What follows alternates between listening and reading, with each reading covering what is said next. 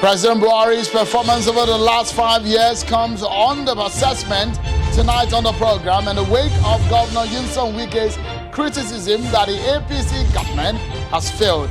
We analyze and look at the promises and the performance of the Buhari government. And the National Judicial Council NJC has recommended judges to be appointed to the Supreme Court. Give you details of those nominations.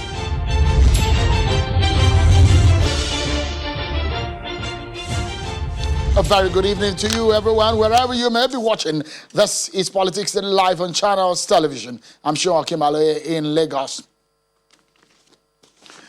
Well, let's tell you that the Ondo State Deputy Governor, Mr. Agbola Ajayi, has officially joined the Zenith Labour Party, ZLP, on which platform he will be contesting the October 10, 2020 governorship election in the state. This is coming after days of speculations that Mr. Ajayi will be leaving the PDP for another party to actualize his political ambition. The Ondo State Deputy Governor had, in June 2020, left the APC for the PDP, where he contested for the governorship primary election but lost. Agbola was received into ZLP earlier today at a colorful ceremony held at the State Secretariat of the party in Akure, the state capital.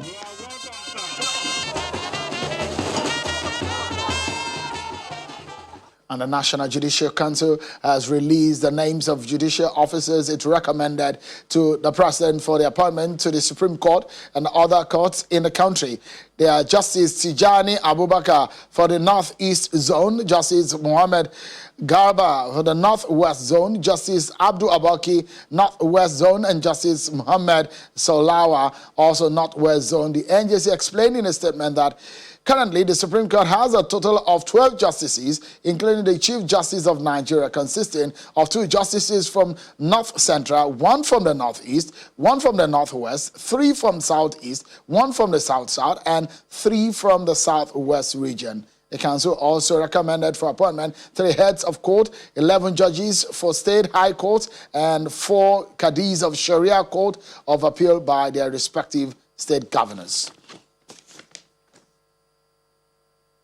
Our attention tonight is on the performance of President Muhammadu Buhari and the APC-led government compared with the promises that they made to the Nigerian people. That's what we dissect for you tonight on the program. My panel is ready for us tonight on the program to look at what they have done right and what they have done wrong, and looking into the future, what does it hold under the Buhari government. But first, let me give you some of these stories that we have for you on our political roundup.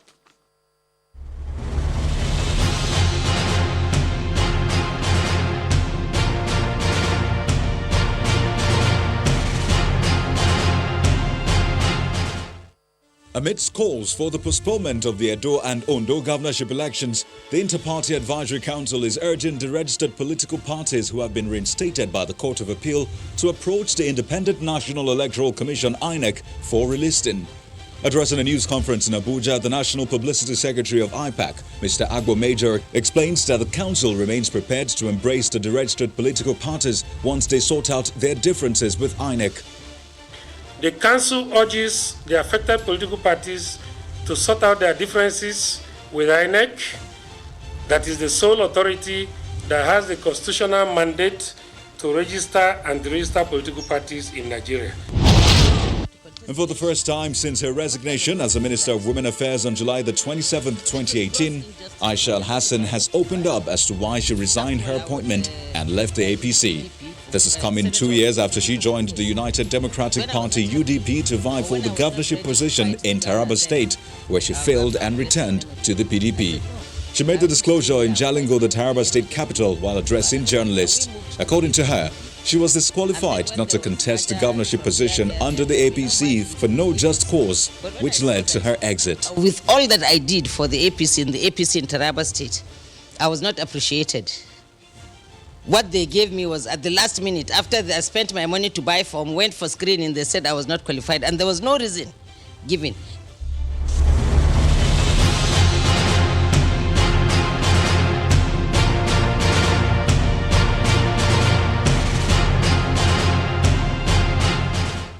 Thank you, everyone, for staying with us. Let's get to the conversation. Yesterday, the governor of Rivers State, Nyesom Wike, said the APC has failed Nigerians. The opposition party governor believes that now is the time to focus on governance instead of politics, and he criticized the ruling APC for what he describes or considers as failure on their electoral promises. But in truth, has the APC government failed Nigerians based on the promises they made to them? Let me remind you of some of the campaign promises of the APC. They said in the first time that they were going to create 3 million jobs per year. They said they're going to create a social welfare program where a minimum of 5,000 will be paid to 25 million poorest and most vulnerable citizens. Generation and transmission and distribution of at least 20,000 megawatts of electricity within 4 years, and increase into 50,000 megawatts with a view to achieving 24/7 uninterrupted power supply within 10 years. Those are some of the first-term campaign promises. But the party refined its objectives for the second time in office, which was captured as the APC Next Level agenda, some of which you can see there, you saw earlier on the program, right there on your screen. The Next Level agenda broken down as job creation, infrastructural development, business entrepreneurship development, human capital enhancement services, and political inclusion. Those are some of the campaign promises for the second term in office. But when Governor Nyesom Wike says the government has failed on its electoral promises, would you say so? Whatever you may be watching, join the conversation, Twitter us. Let me introduce my panel tonight on the program. I have a spokesperson of the president working in the office of the wife of the president, Mr. Aliyu Abdullahi. Thank you so much for joining us. And we have Alhaji Bube Galadima as a spokesperson of the PDP Presidential Campaign Council. Both of them are in our Abuja studio. It's good to see you again. Thank you so much, both of you, for joining us. Let me begin with you, Alhaji Galadima. Considering the 5 years of the APC government and President Buhari in office, would it be fair to say that the Buhari government has failed on its campaign promises? Well, thank you, Shaun. This is not a debatable issue that this government has failed, and they have never said anything throughout their tenure in office that had come to pass. You know, as a fact, in fact, you missed out some of their promises. Fighting corruption.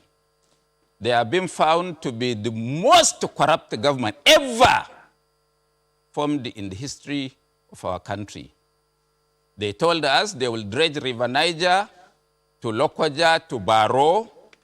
Not a bucket of sand was removed from River Niger. They had told us they will do infrastructural development, roads, and so on. Kano, Abuja is today 4 years. Not 10 kilometers of road at a stretch was constructed by the contractor. In fact, it took me last Saturday, I drove myself to Gashua, 900 kilometers from Abuja, and it took me 8 hours to reach Kano from Abuja. Fighting corruption, you've seen how they fight their corruptions. After all, they have told us that whoever has joined the APC, his sins are forgotten. What is Adam Oshumale doing anywhere to talk when there is on his neck an affidavit sworn to by a Benin citizen, that's a Edo citizen, that he corruptly enriched himself, and he has not yet been able to be put on trial. You've seen what is happening to the Kadha that is supposed to fight corruption. And some of us demand that Magu should be interrogated in public, and he should be allowed to say all that he knows about public officers. On the day he was arrested, I told the world on BBC that nothing will happen to Magu and that he will be released on bail. Everything had come to pass, not that Magu was released within 9 days, that he was also confirmed as a commissioner of police. And we learned, I hope it is not true, that Magu has been reinstated with all his paraphernalia of office, and that he even gives directives as to what happens in the EFCC office. So we spoke. They said they will create employment. 3 million people. I've not seen 10,000 people employed by this government. At least a dog was told that there is festivities going on in their house. And he said, let me see it on the ground. Because since there are no bones being flying on the ground, it means nothing was happening. Me as a person, as a citizen of this country, has got 7 children with master's degrees. None of them is neither a beneficiary of any of the government interventions, including N-Power, let alone employment. Sheun, we must know that the population of Nigeria today is 206 million. By 2023, the population of Nigeria is going to be 237 million people, which means within a span of the next 2 years, there would be new arrivals into Nigeria of 21 million able-bodied young men and women. This is a time bomb. We are not organizing for them. We are not putting infrastructure in place to give them employment. We will be sitting here, you in your Lagos office, maybe me in your studio in Abuja. They will come and chase us out of this country. Let me allow Mr. Aliyu Abdullahi to react to it. You work with the president. You were part of the campaign at the time. But when you hear people like Alhaji Buba Galadima talk about the performance of the Buhari government, and you hear Governor Nyesom Wike say the government has failed, how would you react to it? What are the evidence to show that this government has not failed based on the accusation? Thank you, Sheun, for having me. I think it's not surprising to hear Lejibuba Galadima spoke the way he spoke just now. The same thing with Governor Nyesom Wike. They belong to the opposition party. It's their job to actually say or talk about failure. Our job is to talk about the performances, and that's what I'm going to do here. First and foremost, while you were reading that messages, you talk about creating 3 million jobs. And Alhaji Buba Galadima here said no 10,000 jobs were created. He can't see them. Well, I will tell you this. You see, when you look at the many programs of this government, starting from the diversification of the economy, the revolution, the rice revolution in the agricultural sector, we had from RIFAN, which is the organization, the umbrella organization of Rice Farmers Association of Nigeria. They came out to say it in the public that over 12 million people are now gainfully employed. So does it mean because if you are not engaged in a formal sector of the economy, that your own job does not count as a job? That's one. And it's on record. Our social investment program has actually employed and empowered more than millions. I don't want to start because of time. We knew about 500,000 Empower jobs. We knew about the school feeding program. All the value chain in those programs, you cannot say it has not created a job. Now let me move to the infrastructural development. It so happened that the same road that Alhaji Buba Galadima said he actually followed on Saturday, and there is no 10 kilometer or so, or 1 kilometer that has been worked on. I put it on record. He is my elder. I don't want to say he's lying, but I want to say that is not an accurate description of what is happening on that road. Anyone who follows the Abuja to Kaduna to Kano road knew that a lot of jobs has been done by Julius Berger. When you take it from Zuba, you will take it up to a town on the outskirts of Kaduna where one lane has actually been done. More than 40 kilometers job has been done. The same thing on the Kano to Kaduna axis. There are more jobs that has been done, but Alhaji Buba Galadima here said he can't see even 10 kilometers that has been done. I have driven on that road almost on weekly basis. If Alhaji Buba Galadima has taken that road once in his lifetime, I have taken it many times almost on weekly basis. That is not a correct assessment. And let's even talk about the train station, the rail station that we actually started from Lagos to Ibadan, brand new. Nothing to do with the PDP administration, which he speaks for currently. And then we have the Itakpe to worry that has been completed, that will soon be operational. I can go on and start naming other infrastructural development that this government is doing. Roads, kilometers of road from the Skug Bond to other forms of roads that were completed or done or started. Even Lagos Ibadan road is being worked on. Mr. Ali, we have heard from the Minister of Works and Housing in your program, Sheun, you have hosted Babatunde Fashola under your program, and he gave you statistics of the kind of roads, houses that this government is doing. You interviewed him. You were a witness. I watched that program. Mr. Abdullahi, I will not. We cannot say that this government is a failure, a complete failure. Mr. Abdullahi, we need to take a break on the program. The history. Yeah, we take a break on the program, but when we come back, we look specifically into some of the promises in 2015 and in 2019, and we ask ourselves, is it true that the Buhari government has failed based on Governor Nyesom Wike and the PDP's assessment? That's next on the program. Don't go away, everyone. We'll be right back.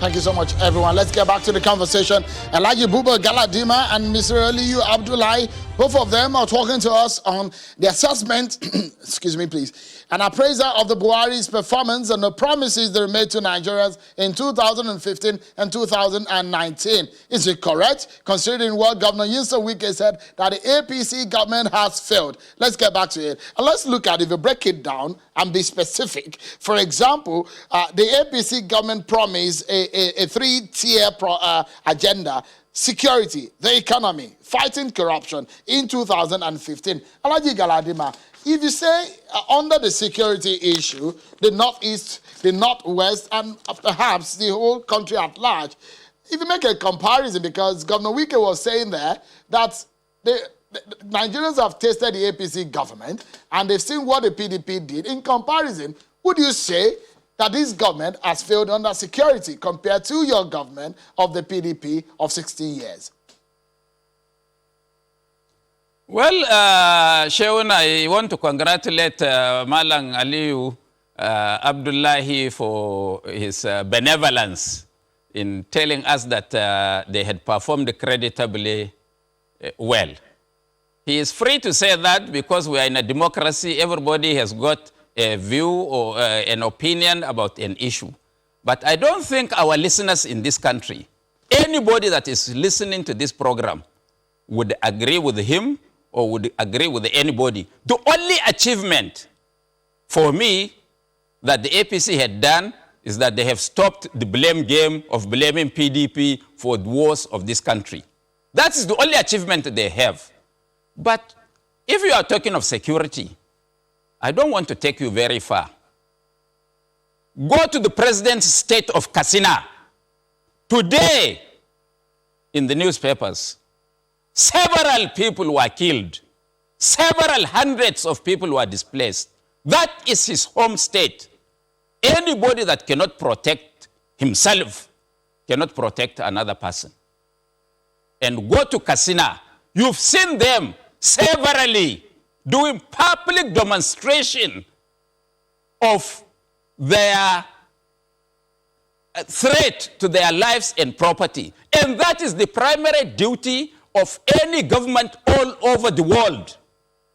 I don't want us to go to Borno, Yobe, Adamawa, Benue, Plateau, Zamfara, or Sokoto. Just Katsina, where the president comes from. He cannot provide his own people with security. So what can somebody tell me that this government has done on security? What is their performance? What is the yardstick? Borno, you heard what Zulum said, that those that are supposed to save life and properties are the very people that want this insecurity to perpetuate. Because of what? You and me know, and all Nigerians know, the reason why this insecurity can never be sorted out by this government. because none of them has the capacity or the understanding or the willpower to fight insecurity. So we have to live with it. We have to live for another 2.5 years of their tenure. This is shown where the country finds itself. The road he mentioned from Zuba to Jere, I ply that road every day, including today, because I have a farm in Jere, which I attend, I go to almost every day to make a living. And for anybody that is an honest person to tell me that there was an improvement on that road, then it means I am a liar. I agree. All right. But Alhaji Galadima, let me allow Alhaji Abdullahi to react to what you said on the issue of security. Mr. Abdullahi, how would you react to Alhaji Galadima on the issue of security? How this government performed based on the promise made to Nigeria on the expectations? You see, Sheun, let's get it right, actually. Where we apportion blame or we try to hold the government responsible for what is happening today in places like he mentioned in Katsina, some part of the northwestern states, we also should, if we are men of honor, if we are being sincere and actually appraising the government's performance rightly, if Alhaji Galadima will speak the truth, he should also commend President Muhammadu Buhari about what he did in the Northeast. We all know what the situation was before the coming of President Muhammadu Buhari in 2015. More than 14, almost to 17 local governments between Adamawa and Borno and his home, his own state, were under the control of the Boko Haram terrorists. Today, no part of the Nigerian territory is under the control of Boko Haram.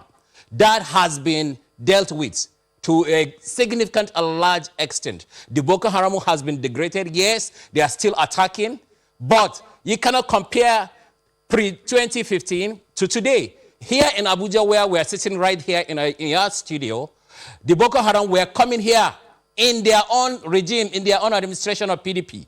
They bombed the United Nations, they bombed Madalla, they bombed Yanya twice. Why is it not happening today in Abuja, in Kano, in Kaduna? All these were actually tackled by President Muhammadu Buhari's administration. So where you apportion blame or responsibility, you should also credit and commend what the government has done. So, and this issue of security should not be politicized. This is an issue that actually worries everybody. We saw the president every day holding daily briefs on the issue of security with the governors, with the service chiefs, with the commanders, trying to find solution. And then some people try to politicize the issue of security, which is supposed to be a concern for all Nigerians. We should join hands and find solutions, not politicize the issue that the government is trying to work so much hard. And I want to comment something. I want to talk on the corruption issue he spoke about. Just a moment, Mr. Abdullahi. Just a moment, please. We're out of time. I want to get Alhaji Galadima's final word in 30 seconds, and I'll get yours in 30 seconds. Alhaji Galadima, just as we close the program, can you tell Nigerians, I mean, you criticize this government. Is there any credit whatsoever that you want to give to this government whatsoever in the last 5 years? If there is any, what would that be? In 30 seconds as your final word. Fine. Just I want to remind Aliyu that in 2015 under President Jonathan, elections were held in all the 7,000 plus electoral wards of Nigeria. Under General Muhammadu Buhari, a commander-in-chief of the Nigerian Armed Forces, many local governments, there was no election.